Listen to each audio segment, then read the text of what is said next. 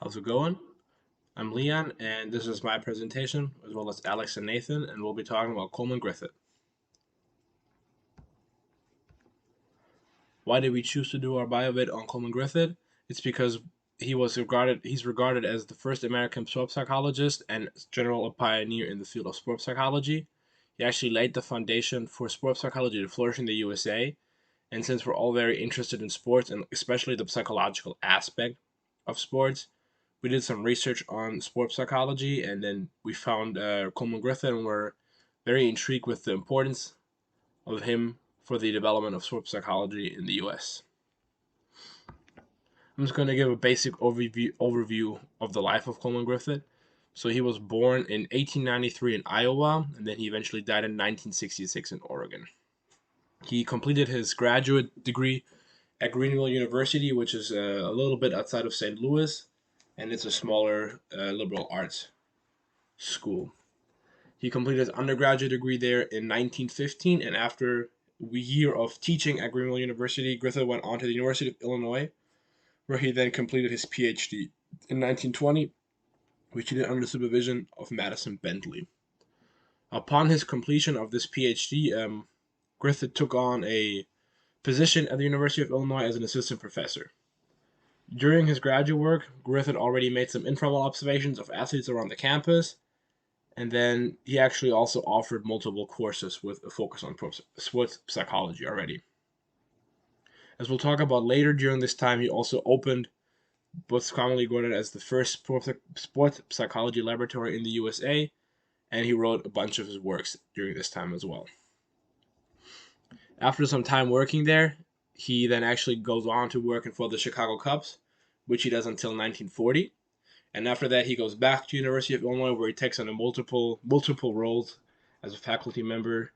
And then he leaves that position eventually, which the reason behind him leaving at that point is quite debated. There's somewhat of a controversy around this. And there's multiple claims because Griffith left, and one of them, made by his own son actually, is that there was a physiology professor, his name was Andrew Ivy, who claimed to have discovered a miracle cure for cancer called cribosome, which then led to, I guess, like a beef, as we would say nowadays, between the two, which then caused Griffith to leave.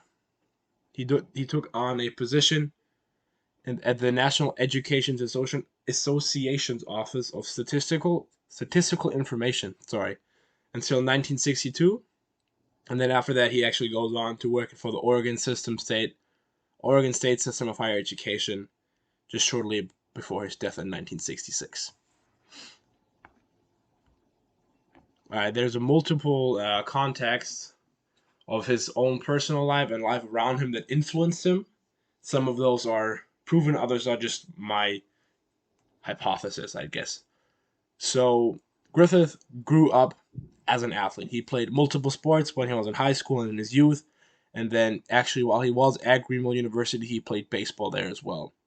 So it was obviously he had a love of sports.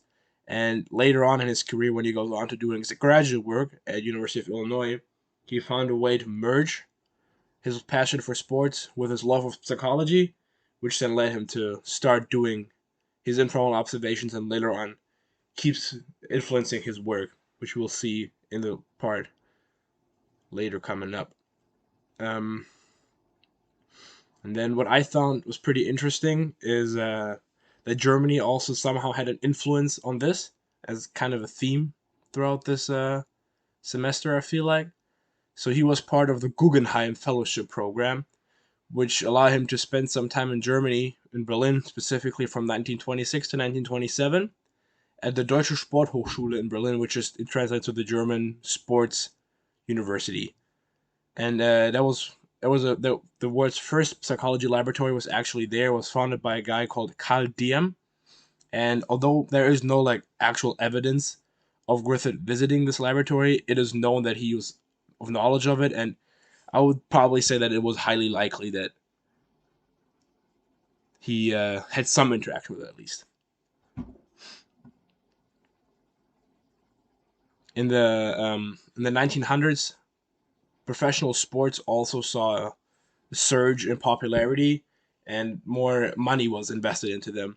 So, although you had like the Great Depression, obviously during that time as well, uh, professional sports kept growing and growing because you had more businesses putting money into it, and they businesses started backing the professional teams, and it became more of a business rather than just like a sports setting. And then you also have the advancement of technology, such as radio broadcasts, which also helped sports grow. And as we'll see with the increase in professional sports, teams were trying to find more ways of gaining advantage over the other teams. And one of those examples is Philip K. Wrigley, the owner of the Chicago Cubs, who then later went on to employ Griffith as a sports psychologist. And then, although there is no real connection between the World Wars and Griffith, there's some indirect, I'd say. This is my own little hypothesis here. So, Philip K. Wrigley, the owner of the Cubs, he actually had psychologists employed for his business. And during the 1930s and 1940s, he commissioned empirical research into the putative psychological benefits of gum chewing, and he then used the results of that to convince the U.S. Army to include his gum in the K rations for every U.S. soldier sent overseas during World War II. And there is a chance that maybe this led Wrigley to considering maybe using psychology that could help with his sports team. All right. So, what I will be going over for the Coleman Griffith presentation is what did he contribute to this field of psychology. Excuse me.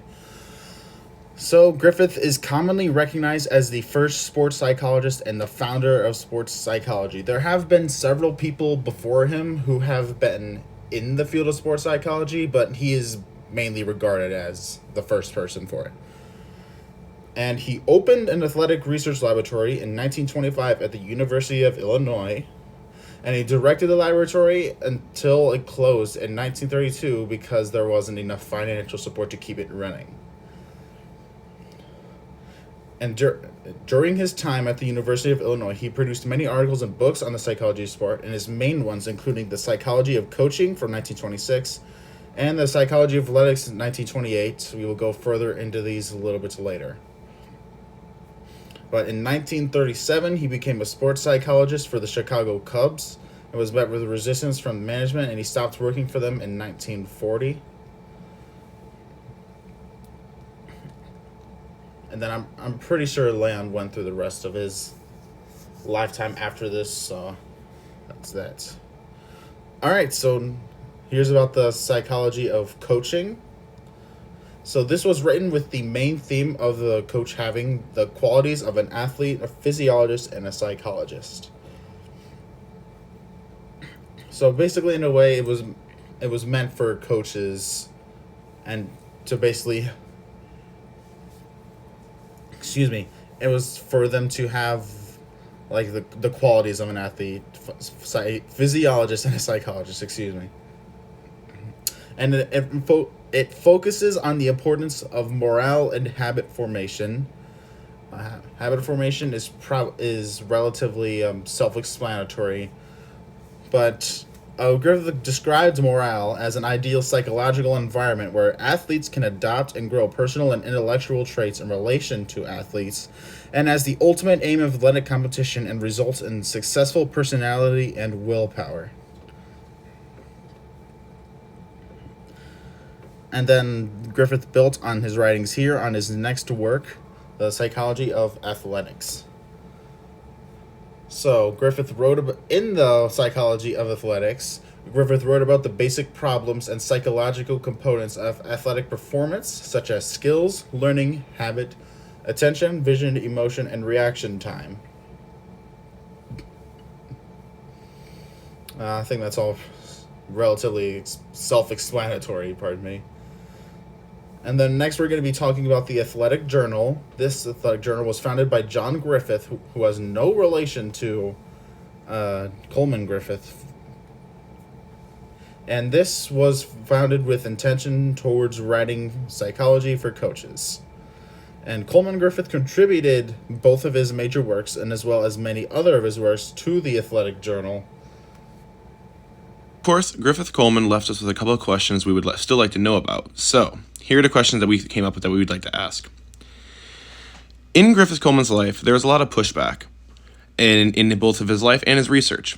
How would you, in today's day and age, convince a person who's wary of the methods that you may have employed, and how would you convince them to follow your teachings and apply them to either the athletics or their coaching?